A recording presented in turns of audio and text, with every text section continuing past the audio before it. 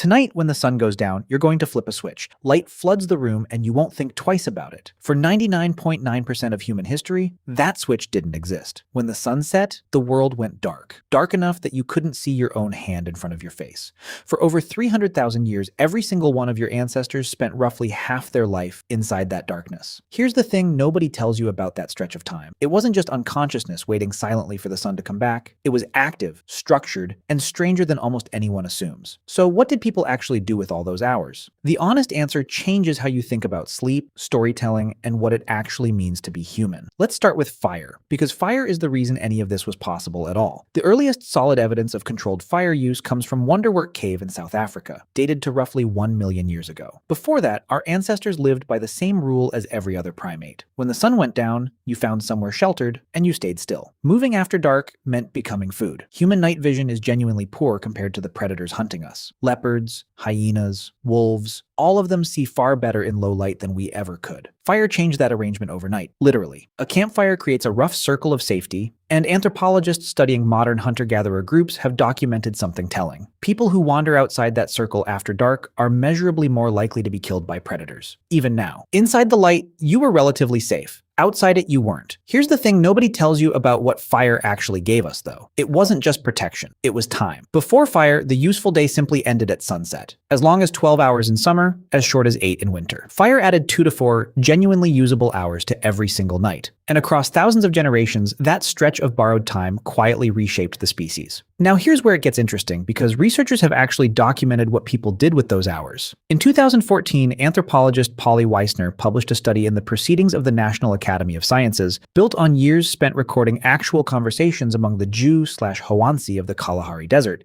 one of the last groups on Earth still living something close to a traditional hunter-gatherer lifestyle. What she found was strikingly consistent. During daylight hours, roughly 80% of conversation was practical. Who's hunting where? Which plants are ready? Complaints? Logistics? Day-to-day negotiation. But once the fire was lit, the entire character of conversation flipped. Roughly 81% of nighttime talk turned to stories, tales about distant places, myths explaining how the world came to be, jokes that could make an entire camp laugh at once. Wiessner argued that firelit conversation may be where a huge amount of human culture actually originated. The fire functioned as the original theater, the original classroom, arguably the original church, the place where humans first practiced imagining things that didn't yet exist. That's the wild part. The night wasn't a gap in human life. It may have been one of the specific places human culture was assembled, but storytelling around the fire is only half of what was happening after dark. There's a second layer, one that scientists only fully reconstructed in the last few decades, and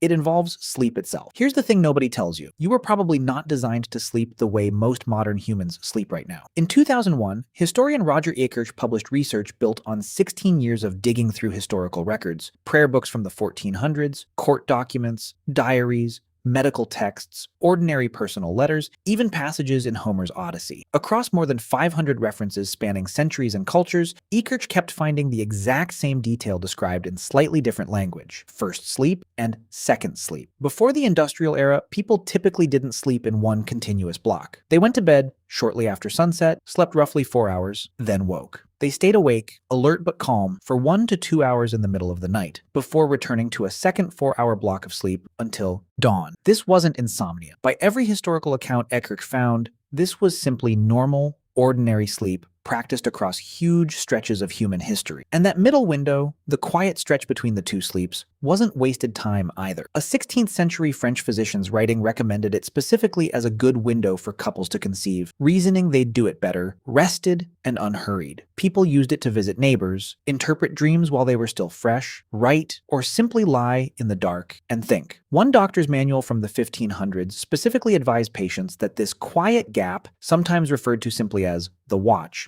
was the best time of day for calm reflection and study, precisely because the mind was settled and the world outside was still. Here's the thing nobody tells you about why this stayed hidden for so long. Historians had been reading references to first sleep for centuries, but repeatedly mistranslated or reinterpreted the phrase because the idea of routinely sleeping in 2 separate blocks simply didn't match modern experience. The assumption ran so deep that translators altered ancient Greek and medieval Latin texts to better fit a single block sleep pattern nobody in that era actually lived by. Then, In 1992, science accidentally confirmed exactly what the historical record had been saying all along. Psychiatrist Thomas Wehr, working at the National Institute of Mental Health, ran an experiment removing all artificial light from a group of volunteers' lives for a full month, leaving them with 14 hours of darkness a night, roughly matching what human ancestors experienced before fire extended the evening. Within weeks, without any instruction or suggestion from researchers, every single participant independently settled into the exact same pattern. About 4 hours of sleep, 1 to 3 hours of calm wakefulness, then another 4 hours of sleep. Nobody told them to do this. It simply emerged, as though a much older internal program had been sitting dormant, buried under generations of artificial light. Wehr also measured hormone levels during that middle waking window and found something genuinely striking. Participants showed elevated levels of prolactin,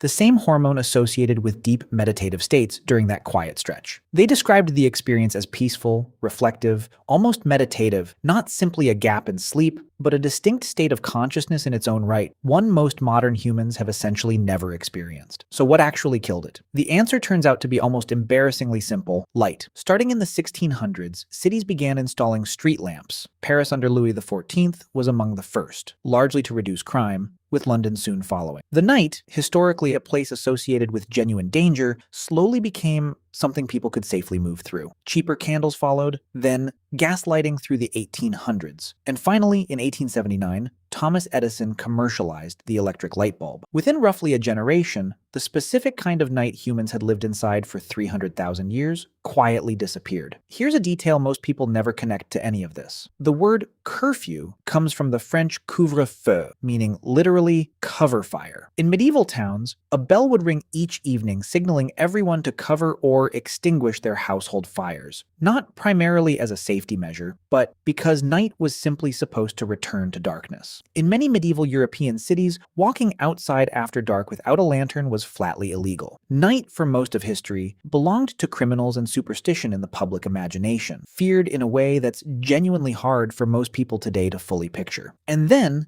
gradually, we ended that arrangement entirely. We flooded the night with light and treated it as unambiguous progress. Here's the thing nobody tells you about what got quietly lost in that trade. Modern humans are now exposed to artificial light for an average of 7 to 8 hours after sunset, much of it the blue heavy light of screens, which actively suppresses melatonin, the hormone regulating sleep. Your body doesn't distinguish between a light bulb and the actual sun. Light hitting your retina at 11 at night reads biologically as daytime, delaying melatonin release and fragmenting a circadian rhythm that took millions of years to build. Researchers studying this have found that people who spend just 1 week camping with zero artificial light see their melatonin cycles reset by close to 2 hours, with their bodies beginning melatonin production near actual sunset instead of hours afterward. That's all it apparently takes for roughly 300,000 years of biological programming to reassert itself almost immediately the moment the light disappears. We didn't just shift the hours we sleep, we effectively erased an entire phase of human consciousness. That calm, reflective state between first and second sleep, the one Wehr's subjects independently described as peaceful and meditative, simply doesn't exist anymore for most people living under modern lighting. Instead, waking in the middle of the night gets treated as a disorder, something to medicate or eliminate. But here's the actual question worth sitting with. What if waking at 2 in the morning and lying quietly in the dark isn't a malfunction at all? What if it's simply your body remembering, briefly, what it was originally built to do? So picture that scene again. The sun sets tens of thousands of years ago, and the world goes properly dark. Dark enough that the Milky Way isn't something you'd have to drive anywhere to see. It's simply the sky, every single clear night, without exception. Somebody adds another branch to the fire, and the conversation around it shifts, almost without anyone deciding it should, from the day's practical concerns into something closer to a story. Hours later, deep in the dark, someone wakes between their first sleep and their second, lies there calmly for a while,